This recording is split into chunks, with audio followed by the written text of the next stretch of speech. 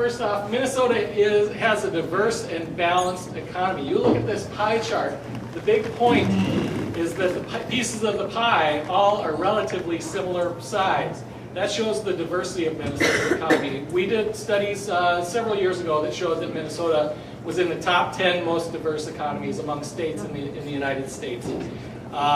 Couple other points about Minnesota's economy: $281.7 billion in gross state product in 2011, accounting for about 1.9% of the total national economy.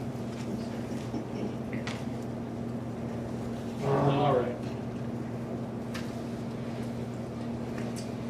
The other point is, again, also a very diverse employment base. You look at the pies here, yeah, sure, a couple of the top ones are a little bit bigger than some of the others, but again, a lot of different segments of the pie coming into the pie chart. Total Minnesota employment, 2.6 million. Looking at Rice County, again, a little bit more of the same. Pretty diverse for a county level information. The Education and Health Services has the biggest, but again, other pieces also provide some good diversity to the Rice County economy. Manufacturing really remains a key sector of the economy. About 300,000 jobs in the state of Minnesota, 11% of Minnesota employment, 14% of the state's output. Just for a little local flavor, food manufacturing is the largest manufacturing industry in Rice County, over 50% of the county's manufacturing employment. Exports. Exports were a really dynamic piece of the economy. Dynamic piece. All right. Hot mic. We'll see. Okay. Exports provided some good dynamism throughout the recession. Exports peaked in 2008, went down quite a lot in 2009. 2010, pretty good growth. 2011, we actually surpassed the previous high of 2008. 2012, we've had the first 3 quarters have been announced, and they've been all record highs. So as long as the 4th quarter comes in, we expect that 2012 will actually be another record year for exports for Minnesota.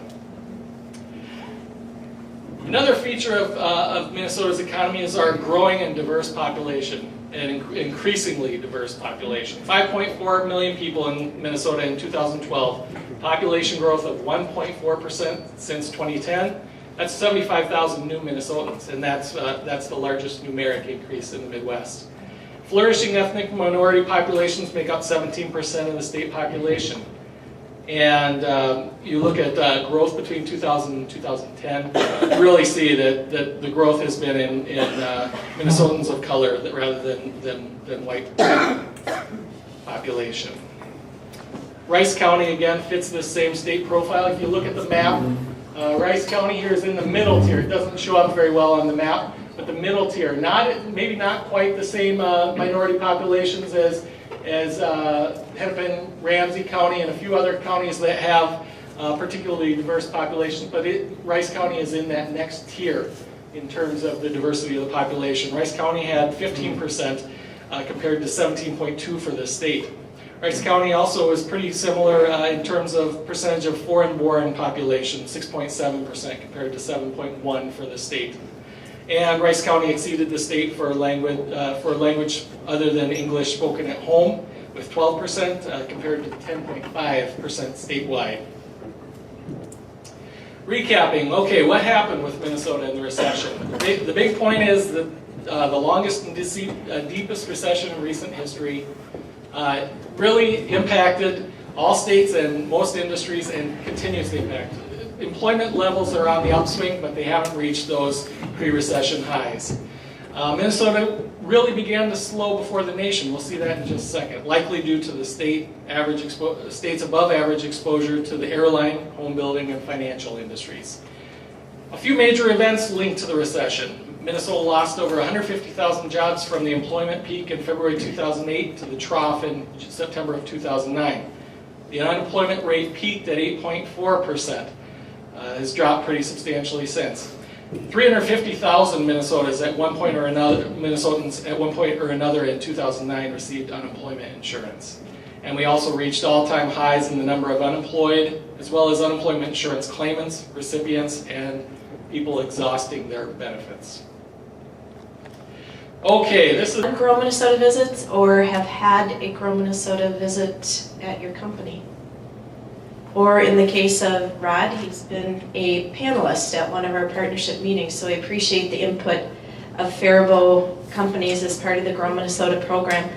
It's a private sector economic development program that provides strategic links to the public sector. So I know Kim works closely with their city, the economic development people, and there are a lot of resources there. The Minnesota Chamber sponsors Grow Minnesota, but it's the work of our 60 local Chamber of Commerces doing the work with business people like yourselves that's really critical to the success of the program. So right now we have 60 partners. We have 6 other chambers that will probably be becoming partners in March. So the program is growing from the original 27.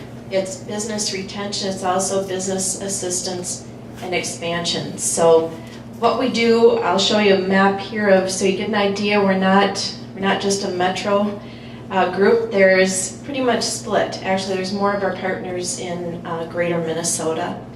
And the metro has about 27 local chambers that are partners in the metro area. Are you getting this feedback like I am? No?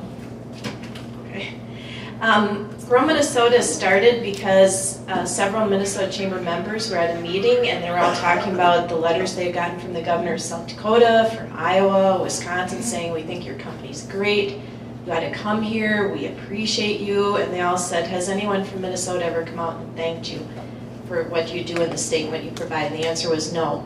So the Minnesota Chamber started the program with our core group of chambers, including Faribault, to say, how can we go out and thank companies in a grassroots, bottom-up approach with you, business leader volunteers, and talk directly to decision makers and find out what they need and then react to it. I know, I think Kim shared with me when you had your candidate forum, the questions come out of Grow Minnesota visits, which makes perfect sense. Asking your legislators, who's been out of necessity, companies who are really looking at where are our markets, how can we increase sales, where can we get new products online.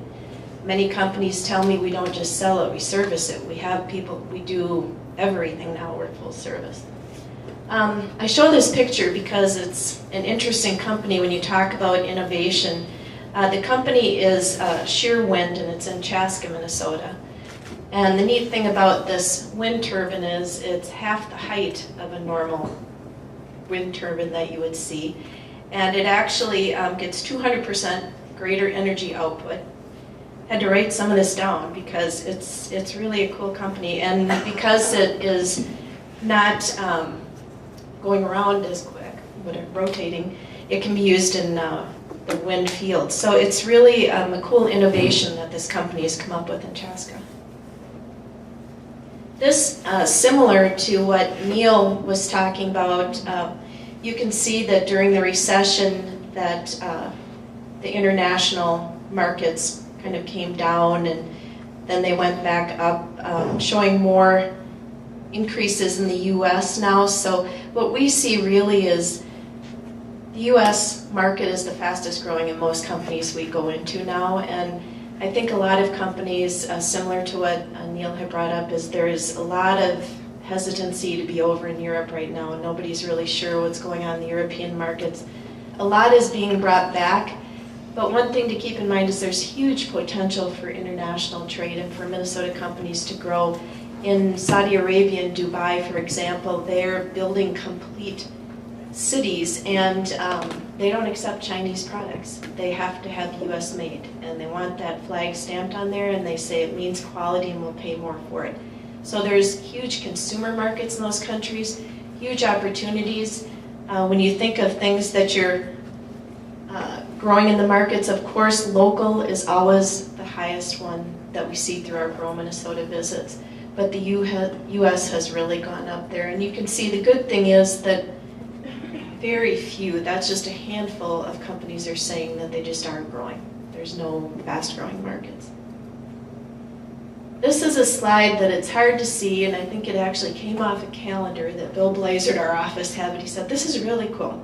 This is bar engineering, and his point on this slide is that although people are exporting products, they're also exporting their intelligence. So Bar Engineering was involved in this gold mine in Turkey with the engineering services for it. As a personal example, my brother is the dean of a dental school in Canada, and he said he was going to be in Saudi Arabia for a couple of months, and I said, well, what are you doing there? He said, well, they're building dental schools, and I'm their consultant for their curriculum as they build these dental schools. So we export all different things that some people don't really think of as exports. Expansions, this is similar to last year. We had a lot of companies expanding, so 189 companies statewide expanding. Good news here in Faribault, 22% of the companies responding said they're expanding. And the other good thing is that where they're expanding is 2/3 of them say in their own community.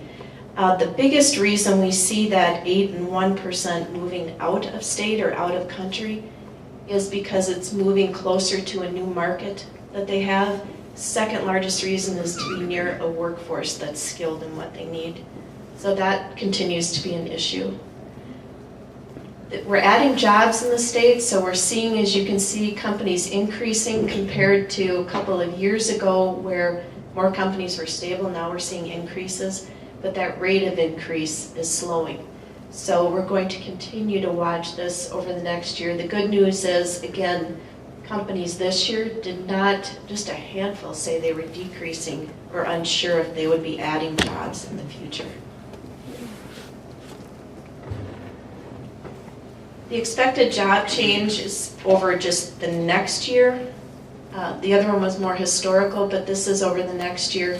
Is really in southern Minnesota, we see increase and stable to be pretty much neck and neck. So that's good news. And again, decreases and unsure are just a handful. So, and in Faribault, we see higher stability and more increases.